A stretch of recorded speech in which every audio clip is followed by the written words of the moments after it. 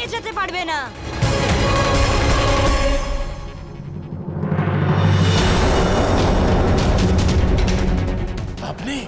আপনি তো কৈলাসে গিয়েছিলেন না, তাহলে ফিরে এলেন কেন?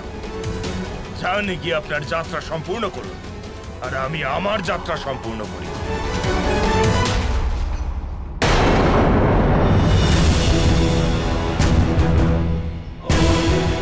আপনার এই মায়া আমাকে প্রভাবিত করতে পারবে না শ্রী গণেশ। এই মায়া ছোট বাচ্চাদের প্রভাবিত করতে পারে, কিন্তু আমাকে নয়। আপনি আমার পথ ছেড়ে দিন শ্রী গণেশ, কারণ এ হলো গুরু শুক্রাচার্যের আদেশ, আর তাই আপনি আমার এই পরিকল্পনার অংশ হতে পারেন না। আমার মনে হচ্ছে যে গুরু শুক্রাচার্য এই নির্দেশ এই ভয় দেননি তো যে আপনি আপনার লীলা আমার উপরে প্রয়োগ করতে না পেরে অসফল হয়ে যান। আপনাকে সম্মোহন তো আমি এক মুহূর্তে করতে পারি শ্রী গণেশ, আপনাকে আমার বন্দিও করতে পারি, আর সে কথা তো আপনি অবশ্যই জানেন। আর তাই তো আপনি আমার সামনে নিজের চোখ বন্ধ করে দাঁড়িয়ে আছেন। আপনি আমাকে এক মুহূর্তে আপনার লীলায় আবদ্ধ করবেন? সত্যি? ঠিক আছে, কিন্তু আমাকে একটা কথা দিতে হবে। যদি আমি আমার চোখ খোলার পর আপনার মায়ায় আবদ্ধ হয়ে যাই, তাহলে বন্ধুদের আপনাকে ছেড়ে দিতে হবে। আর যদি মায়াবদ্ধ না করতে পারে, তাহলে আমি বন্ধুদেরকে নিয়ে যাব। বলুন, রাজি আছেন?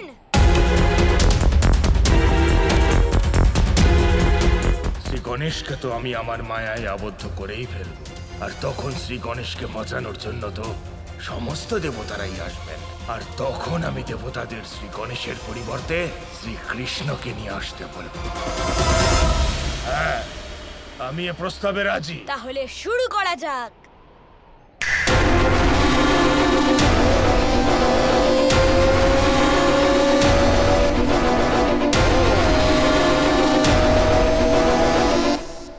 পুত্র গণেশ, এ তুমি কি করছো?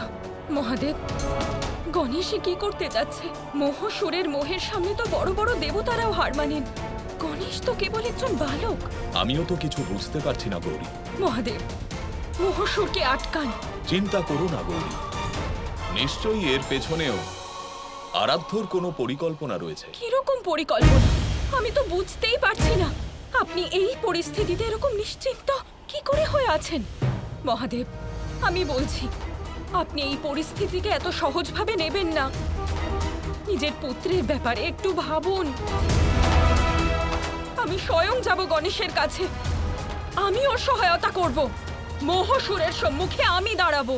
শান্ত হও গৌরী, আর একটা কথা ভেবে দেখ, তোমার কি মনে হয় যে আরাধ্য গণেশকে কখনো কোনো সংকটের সম্মুখীন হতে দেবেন না তো? কিন্তু হ্যাঁ, তোমার এই বিষয়ে চিন্তিত হওয়া কিংবা ব্যাকুল হওয়া অবশ্যই আরাধ্য লীলায় বিঘ্ন সৃষ্টি করতে পারে। এবার তুমি বলো, তুমি কি চাইবে যে তোমার কারণে তোমার ভ্রাতার লীলায় কোনো বিঘ্ন সৃষ্টি হোক? না। তাহলে শান্ত হও আর আরাধ্য লীলার আনন্দ উপভোগ করো। নিজের চোখ খুলুন শ্রী গণেশ, আর তারপর কিছুক্ষণের মধ্যেই আপনি আমার মায়ার শক্তি অনুভব করবেন।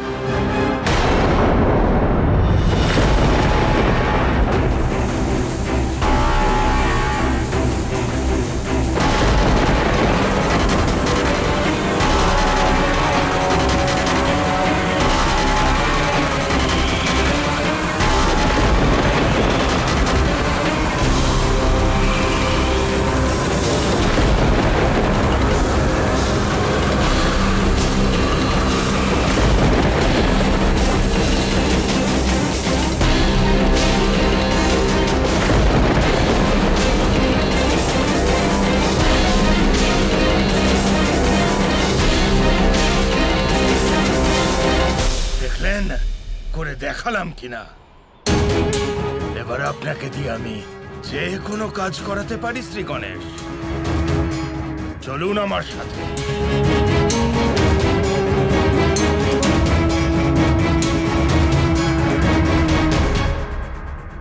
মহাদেব, এসব কি হচ্ছে?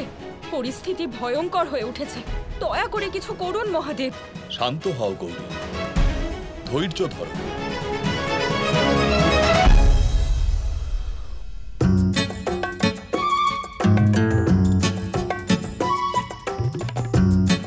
কি করছো গোপাল?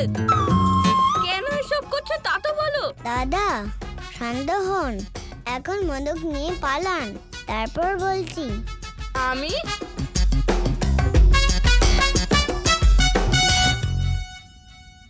দাঁড়াও। মা, আবার গোপালের জন্য আমি বিপদে পড়লাম।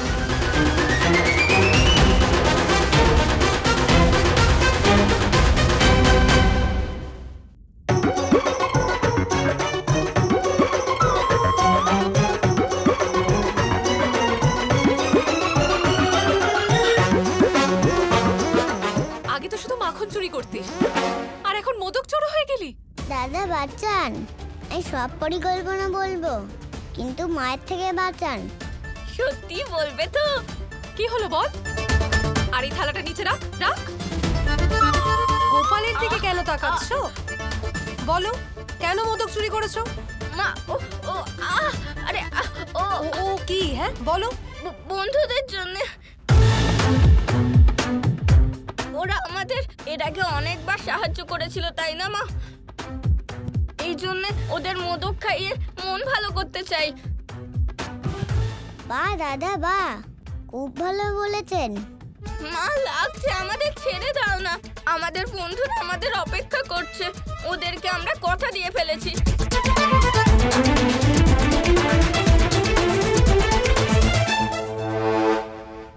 আচ্ছা ঠিক আছে, এবারের মতো ছেড়ে দিলাম, বুঝেছো?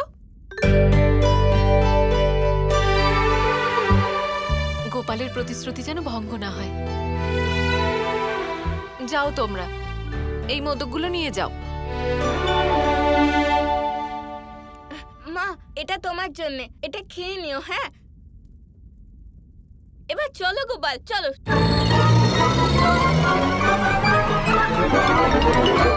গোপাল, এবার এটা তো বলো, এই মোদক দিয়ে কি করবে? লীলার আনন্দ বলে দিলে নয়, লীলা দেখালে আনন্দ হয় দাদা। এটা তো ঠিক নয় গোপাল, তুমি আমাকে বলেছিলে। এবার দেখো আমি কি করি।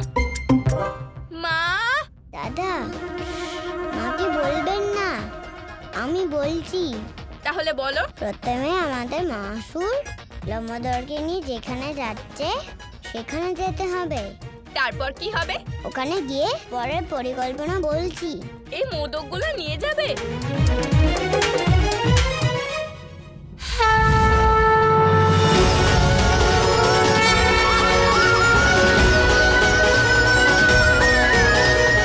এবার কি করবে? দাদা, গণেশকে মহাসুরের মায়া থেকে মুক্ত করার জন্য আমাকে মহাসুরের মায়ার সাথে লড়াই করতে হবে। প্রচোদন